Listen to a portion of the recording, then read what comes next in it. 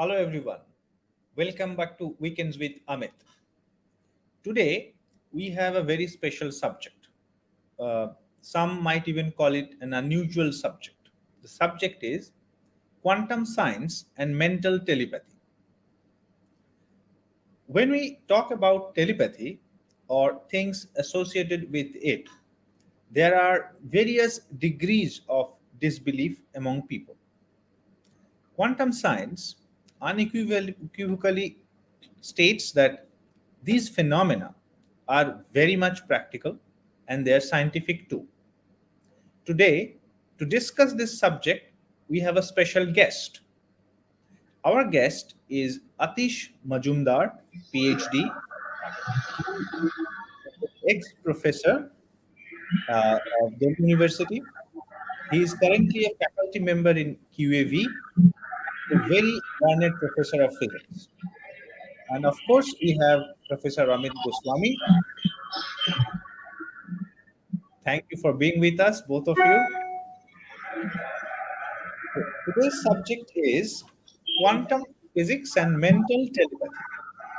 So, before we get into the subject, I would like to ask a question to Professor Goswami first, and this question might be there in many of the other people's mind. That when we are specifying mental telepathy, is there other forms of telepathy as well? And how do we associate quantum science with telepathy? Thank you, Krishanu. Well, the association is very simple. The major question of telepathy is that how the communication is taking place. We already call telepathy extrasensory perception. So that suggests that we all know that it does not come through our senses, does not come through vocal signal. Quantum science, quantum physics gives us the concept of non-locality, signal-less communication. In the experiment that is done between electrons or submicroscopic objects, material objects, in those experiments, we cannot transfer any information. Whereas in mental telepathy, we have information transfer. Somebody is looking at a statue and somebody is drawing a picture of it. It's a lot of information that is being transferred without any signal. Quantum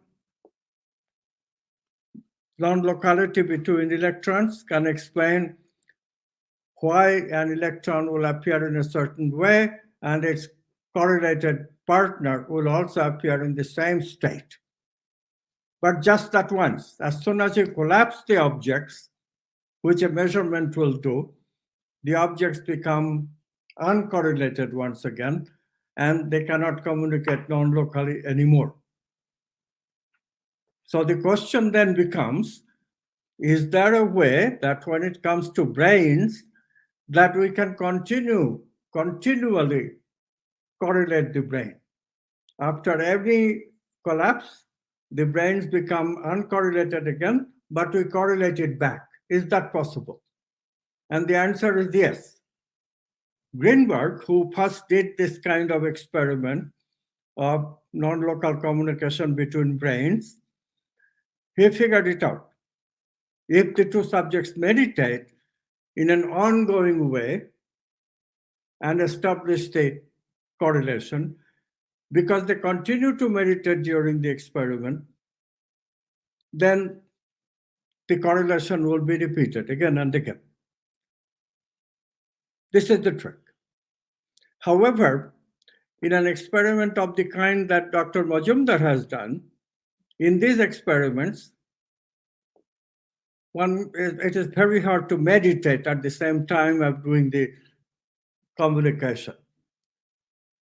And therefore, there has to be some ways that the correlation is continuing. And the answer to that is that the intention of the people involved, that is a very important thing. And the intention is what is establishing the correlation again and again. And when the intention is not there, when the people don't know each other, for example, and they have no reason to correlate with each other in a continuous way, then the communication should be much, much more difficult. Is this thing borne out in Dr. Mozumdar's result? This is the kind of thing that will test not only that mental telepathy is possible via quantum non-local communication, but also consciousness is involved. The consciousness interpretation of quantum physics is the correct one. Incidentally, the proof that non-local communication, information transfer, cannot take place between two electrons, that proof was given by Philip Eberhard. This is called Eberhard's theorem sometimes. But I pointed out a long time ago in the book, God is Not Dead, that Eberhard's theorem does not apply when consciousness is involved, because can correlate again and again the two objects involved. Such is the case with Greenberg's experiment, the transfer potential experiment, where communication takes place between two meditating subjects because they are intending to be connected. That's the meditation. And their brain waves are found to transfer from one to the other. Very clever experiment. Read my book, God is Not Dead. But today's experiments seem to be equally interesting and important. Without further ado, let's have Dr. Atish Mozumder explain. Okay, Atish, so I think this is really going to be exciting. We are all ears. Please go ahead. Yes, thank you, Krishanu. Actually, in the experiment, I will like to explain how we started the experiment and what was the actual experiment, and that will probably open up some of the discussion that will we will like to have to interpret the results. Actually, the experiment started with pure curiosity that how is it a myth that telepathy happens, or is it a reality? So I started this experiment somewhat in a different way. Actually, people have done distant viewing experiment in which they have seen the agent is seeing some scene or some event, and that is the receiver tries to describe that. So if that is done, then it is a highly subjective thing. So what I thought was that we will have some digital like information that the agent will generate, and the receiver will have a group of choices out of which he or she will select the correct one. So if the agent's generation of the information and the receiver's choice matches, then we say that telepathy has happened. But this can be pure statistical. So so we do the experiment, repeat the experiment, and if the receiver can predict correctly more than the statistical prediction, then we say that there must be the telepathy happening. So what we did was that I thought that pure thought along with action will have more chances of getting transmitted. So and best thing in our body, human body, is the fingers that we have, and we have lot of connection with the fingers. So what I thought that we will have the fingers which will touch a symbol, and the agent will use his or finger to touch a symbol, and out of the 10 fingers that that he or she has, he or she will use one of them. So there is just 1/10 probability. Okay, so the receiver will, on the other side, he or she will try to guess what is the finger that has been used. So that is the basic starting point of the experiment. So what we did, that was the first experiment in which we have the agents. We had a group of 10 members, and we had the agent who was told to draw a symbol and use one of his finger out of the 10 fingers he's having, and each finger was given a symbol, like the left little finger we call LL, and left ring finger we call LR, and so on. Okay, and from the other side, the receivers, they were guessing that which finger the agent has used. So when we went ahead with the experiment, we found that many agents and receivers, they were giving results which were much higher than this statistical prediction. So this enthused us. But the first experiment that we did in this series, in which we did the experiment in group, that result was approximately 10%, which was actually what a statistical prediction would give. But we didn't stop, and we carried out the next experiment, and in which we generated random numbers using computers, and the random number we generated from 1 to 10, and we named the finger 1, 2, 3, 4. For example, left hand little finger, we named it 1, and left hand ring finger, we named it 2. And so if the random number generated is, say, 5, that will give left hand thumb. So the agent would be using the left hand thumb to touch the symbol, and that way we carried out the experiment. And to our astonishment, we found that in this experiment the result is a little higher than 10%. That is what predicts the mathematical prediction. So we got too much enthused by this result, and what happened was, we started with group of 10, and some people, for their own reasons, they started slowly deserting the group, and we were left with very motivated group of people. So who believed that we would have the positive outcome of the experiment. And what happened was, that when we started the group, which was totally unknown. We were totally unknown to each other, and we were sitting in different cities throughout the world. And what happened was, because of the modern technology of the internet and so on, we got connected with one another, and we were ringing up about the experiment, and we were getting connected, and that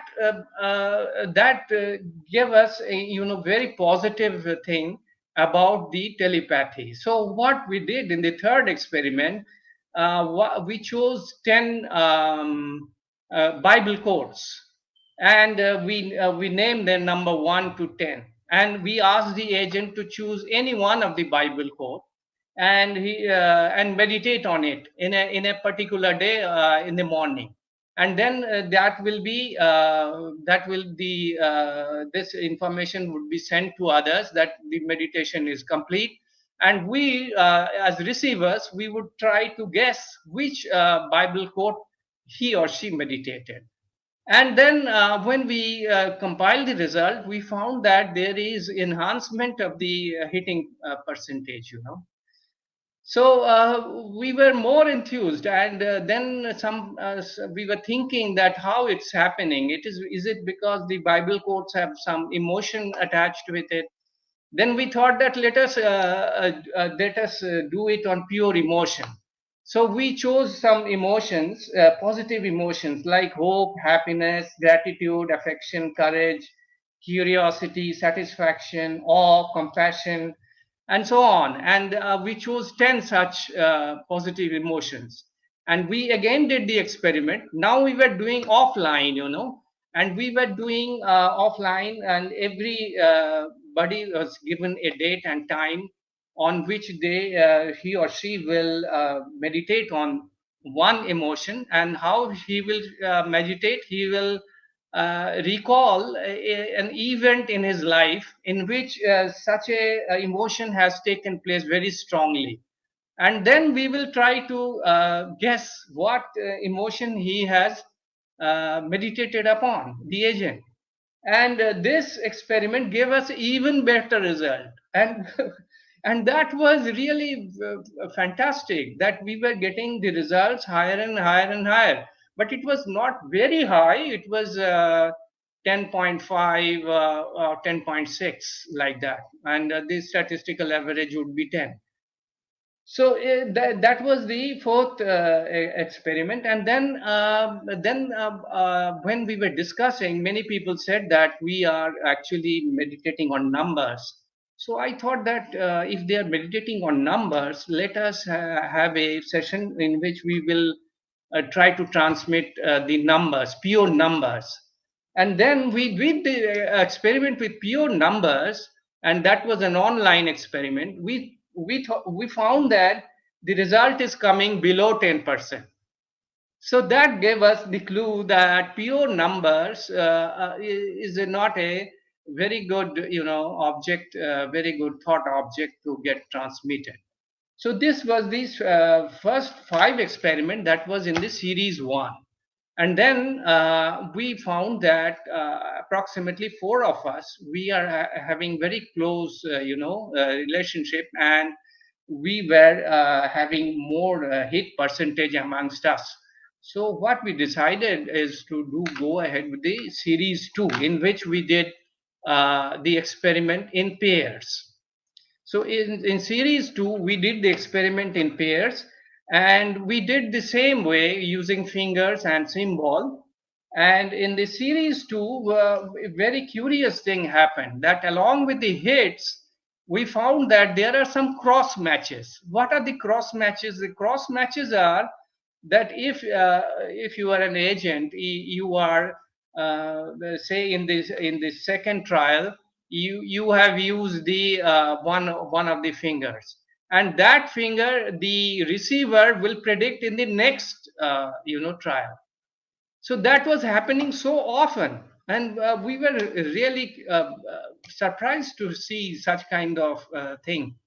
That was not only between one pair, it was through all the pairs, that cross matches, the cross matches between the agent and the receiver. Sometimes the agent is preceding the receiver, sometimes agent is behind the receiver, along with the real matches, that is the hits. So these experiments, they gave us some data which previously I don't know. I have not gone through the literature, but maybe for the first time we are seeing such kind of the data, and that is opening up so many theoretical speculation about the whole way we have to look at the telepathic phenomena, and we have discussed I have discussed this thing amongst my colleagues, and I have also discussed with Professor Goswami. And the thing is that what we think is, when we are when the agent is transmitting a data, he puts the finger and then he forgets about the finger and he goes into a meditative state. And similarly, on the other side, the receiver, he or she is also in the meditative state. So both of them fall into the quantum state at the same time. And what in the quantum state at the same time, and then the transmission occurs. And if you are falling into the quantum state, and you know that the quantum, the domain of consciousness, that is having no time dimension, no space dimension. So we are transcending the space and time, and sometime we can go behind, and sometime we can go forward, and that is how we are getting these matches, the matches, the cross matches. So these are some of the good things, the interesting results of the experiment. Now I think we can discuss about how we can really interpret, because my experiments are slightly different than distant viewing experiment that has been done before. This is a digital kind of data we are generating, and this data gives us a digital answer. That is, we get hard numbers out of the experiment. That how what but one thing about these experiments, that these are non-repeatable things. Actually, when we repeat the experiment, we found the same trend. However, the answer may be somewhat different. That it may be that hit percentage, sometime people have 3 hits or even 4 hits. In the next trial, he may have just 2 hits, something like that. So that is all about my experiment. Now it is up to you to discuss this thing further, and you can explain me how we are getting such kind of results.